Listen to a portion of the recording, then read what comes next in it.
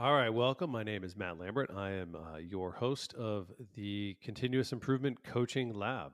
I'll start off with the why this exists. I think these four words basically describe how I think I see us walking through the journey of life. I think for any of us, it is a journey of continuously trying to improve, make each day better than the next, both for ourselves and others. And coaching to, I think, one, we as we start in life, we need to be coachable, have others help us learn and teach and share knowledge. And then as we gain knowledge, I think it's an obligation and a responsibility of ours to coach and mentor and help others. So that's part of that. And then the last, the lab, I think life is one big experiment. Every day is some combination of knowns and unknowns, and we're all just trying our best to find our way through it. So putting all those together, that's sort of the curious journey of life.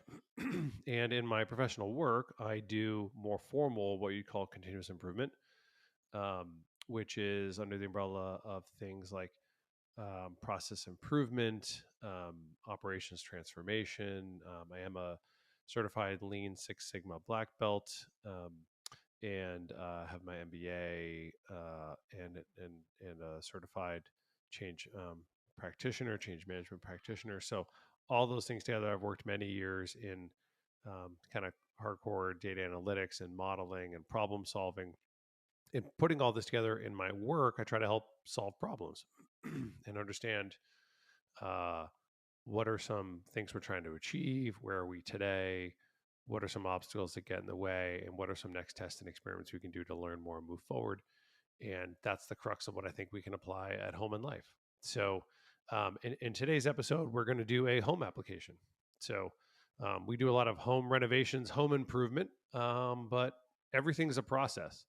And so I think I see everything as a process, and home is a bunch of different little mini processes to get the day going, get started, keep it organized. And I'm a father of two young children under the age of 6. And so there's a lot of processes in my house, and some of those are keeping things organized and clean and keeping the kids fed and growing. And so we're going to explore a couple tools that I use in work at home. And I think since we are at January 1st, this is a perfect time to use this when people are trying to think about how to get ready for the new year and get organized and cleaned up. We're going to show some both academic application and a live application of how you can do some home process improvement and see where it goes. So looking forward to this episode, and we'll turn to that right now.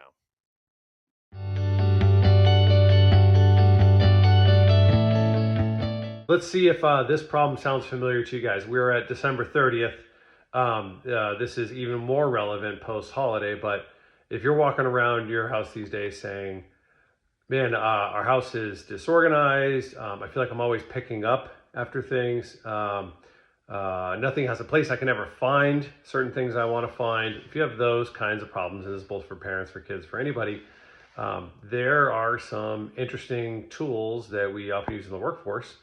One of them from Lean, I'm going to introduce, called 5S, which is perfect for helping to put in very simple systems and processes at home that can help you stay more organized, maybe make more life simple. It can be great for if you want like minimalism in the house, or you don't want to have like too many toys to the kids at one time, and something that can work great for playrooms, kitchen, pantries, garages, workbenches, and this can go all the way into the workforce. So let's take a look at the tool. We will go to our new whiteboard that Santa brought me, and we're going to introduce this tool right now.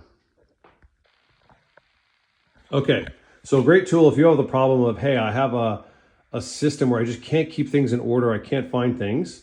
One of the things we often look for in Lean when we're doing like operations, continuous improvement, or trying to improve processes is a tool that comes originally from Lean, which is some management systems that have been like greatly used at Toyota and other companies around the world, but is perfect for the home. So this tool is called 5S. It originated in 5 Japanese words, but it's been translated into the English versions of those, which I'll just focus on that for now because it's a little easier for me and the audience that I'm going for right now. But basically, I'm gonna tackle a playroom right now where we have lots of toys. We just got new toys for the holiday, and we're gonna go in this order, clockwise, of these 5 steps of how to set up a system to get organized one time and hopefully keep it much more simple to keep it organized with less work, both for parents and the kids. So step 1 is gonna be sort. So as I turn around and look at my room, I have things that used to be sorted, now are all mixed up. The kids have been playing through the holiday. We had people in town. You know, there's some clothes down here. There's some cars and toys. This used to look very clean, probably 3 weeks ago, and now is all mixed up. So first thing we're gonna do is sort. Some of that looks sort of like this, like putting kitchen utensils in one place, plates in one place, throwing all of my little figurines, all the dinosaurs in one bin, cars, dolls, different things. That takes us through sort, which is basically going through all your items. One big part of sort is understanding which things you want to keep. This gets into a little bit of Marie Kondo, right? Like things that bring me joy. One of the most important is I'll label items red. Is there anything that is like literally broken, not functioning, that can't be donated or salvaged? We should eliminate it. So we should eliminate something that is just literally not used, dirty, broken. Let's get rid of that. Then next, which we'd love to do, is I'm just putting a pink. You can use whatever color you want. Is there anything that can be upcycled, recycled, or donated to another family? Either a toy that our kids have grown out of, something we don't use anymore. Maybe I have 3 of the same thing and I don't need it. Can I donate? So I'll have a donate bin for those. And then the next 2 are things that we think we want to keep. Yellow for me is going to be something that I want to keep, but I don't need it right now. I could put it in storage, or I could put it away and bring it back when I need it. Like if you have decorations somewhere, you know, I'm going to put away my my pumpkins for Thanksgiving and my Halloween decorations now, or my Christmas decorations, and I'll bring those back next year. I don't need those now. Same for the kids. I might not put all of their toys out. Maybe I'll put some of their cars and put some away. And then last, I'm just putting green as these are things that I think I want to keep out that are more heavily used. I'm going to use them in the near term. The kids really like them. If they didn't see it here, they'd be a little bit upset. And we'll see how many of these are. If there's too many of these, then I'll start shifting some into the put them away so that I can have a little less. So that's generally what we're going to do in step number 1. And then we'll move into step number 2. Okay, so we're sort of at the end or almost at the end of the sort phase now. I basically organized everything into bins by categories the way I thought, based on my own logic. My kids might think different, my wife might think different, but it's a place to start. And now it's good to visually see where we've started. So if you remember, I had a bunch of stuff here. I've kept some Dominican stuff that's important, like culturally or family-wise, I want to leave it up there. But the rest, this, you see all of this is stuff that has been organized into, you know, kitchen cups, like kind of Barbie-ish dolls, bigger dolls, babies, overflowing with cars. So that's a good visual standard of like, you know, we don't need any more cars, clearly. Dinosaurs, again, full bin. And then figurines, dress up clothes, some STEM toys. We only have a couple of those out, so I think we need to pull in some more STEM toys up here. Some electronics, most of those are like other places in the house, so that's normal. Some keepsakes, like kids' drawings and things to keep. We want to keep those in a place. Some books that we have with the bookshelves, they don't belong here. Art supplies, which we want to find a place for art. That's a whole nother video of like where to put art supplies. That's all keep round 1, which is a lot. Here are things that I determined in round 1 I could definitely move and put away. There was some Christmas stuff. There was like sports and roller skates and things. These belong, we have another kind of playroom downstairs, which can be more, you know, kind of playful and banged around. So those 100% should go down there, but you can see the size difference. It's hard to move stuff from here to here, from green to yellow. It takes a little bit of effort. So it might take a couple rounds to kind of sift through this. I normally would do this with my kids too, because I'd want them to sign off on it. But This is my recycling, so not much yet, just some little things that I think we're still in good condition. Again, as we move left to right, we're moving from the green to yellow to the pink. And then finally the throwaway, I found some like broken things, papers, old stuff. So that's where we're at. We're gonna do one more round of this to try to see if I can shift some of the greens into the yellows into the pinks. And then we'll get ready to straighten and clean. This is basically set in order. So what that means is we're gonna take some of these bins and decide how are we putting this back? What's going on a shelf? Is anything going here? And then that'll tell me how many things I can fit. I can't fit all of this. And I don't wanna fit all of this. That's too many toys for them. So I wanna decide how many of these to put out and the rest of the stuff put downstairs. And then we'll put some more stuff in yellow and that'll go downstairs. But we'll wanna clean the shelves, make it clean, organized, simple. Shine it. That's when we'll do the the cleaning. You know, make sure you're cleaning the shelves, make sure they're in nice order, and then the standardization is make sure that we have clear rules and rows. Like I said, I've already done some of the work to standardize by saying cars go in this bin, dinosaurs go in this bin, and as long as we know that, then it's easy to put things back in order. Everything has a spot on the shelf, and then sustain is, can we keep this organized without pulling the shelf apart every single time? Could my kids understand simply how to put it back? And I say, Kaiden, can you please put back the dinosaur? And with that simple cue, he would know where it goes. So we're gonna kind of work our way through this and see where it goes. So stay tuned and we'll see what the rest looks like. Okay, we're back and we have basically done a full cycle. We finished the sort, we straightened out the shelves and kind of got them in different bins and decided which to keep, which to donate, which we're gonna put in storage. Clean the shelf, made sure all of our toys are clean and organized well. Put them back on the shelf in a standard way. I'm going to show you that now. Each place has like a place where it should go, and I think we can keep it organized. We'll see, and that'll be the real test of sustain: is can the parents keep this going and sustain this and kind of switch out some toys here and there and keep it clean, and can the kids contribute too? We'll see. So this is where we ended up. We ended up with this look, and there's Aliana with her new pink hair. Aliana, thanks, honey. So here we have kind of dress up things, easy accessible. And we have more dress up, all Spider-Man dresses here, all other superheroes here. These are all like building, this is the building shelf. This is Aliana's new toy. She got some new dolls and Barbies.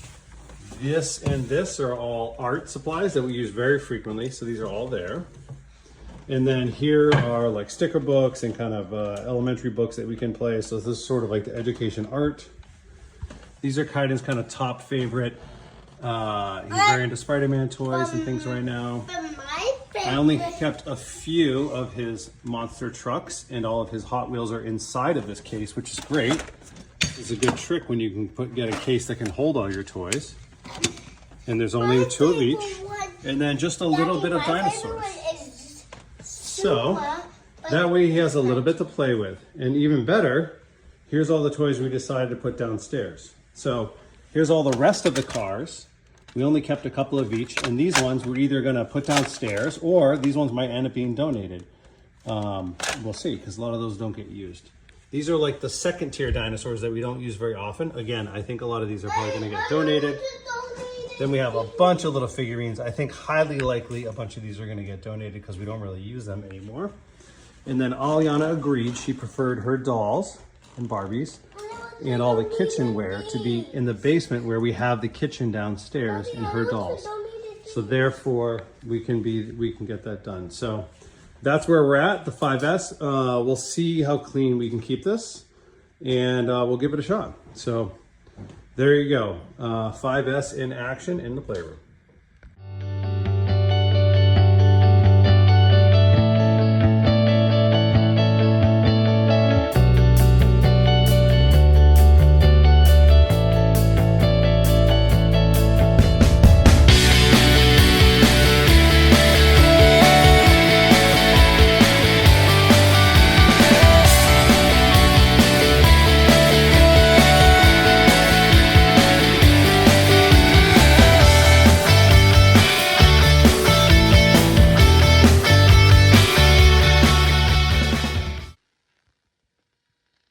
best ways to start to understand in the house where there is either lack of organization or some hybrid is usually in the kitchen. And our especially utensils and drawers and silverware are a great place to show where there's already been some very classic innovations that most of us have in the home. And I think we can use that as a good example to then move into a more complicated area like a kid's playroom. So for example, if I look at a silverware drawer, then you're going to see a few things, at least in my home, and maybe this is in yours. Here we see silverware, where a lot of people, I think, use these trays, which have places for, large serving spoons. We have gold spoons, silver spoons, 2 kinds of forks, 2 different kinds of knives, little spoons here. Over here we get a little less organized, where we have things for serving salad, picking up tongs, things like for pasta. I don't have enough room to make a separate place, but they're generally in a place I can find them.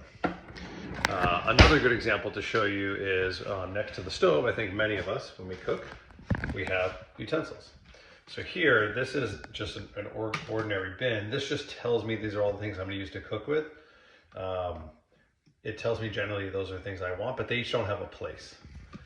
This is probably the most standardized that I think a lot of us have a knife cutting board. Here you can see I have 1 knife missing right now. That means that one's dirty because in my house we have a full set. It also tells me, hey, where's those scissors in the house? I like that it's a red handle, and it always goes here. If I don't see it here, that means someone's using it. So those are great examples of what I'd call 5S in the kitchen, where there's basic standards. Everything has been sorted, standardized, set in order, shined, what's clean or not clean.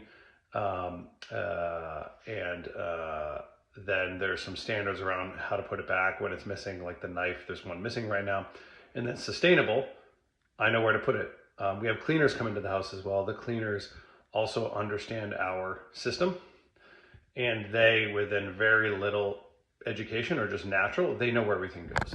That's a great system and standard. That's 5S in play, where it really works really well.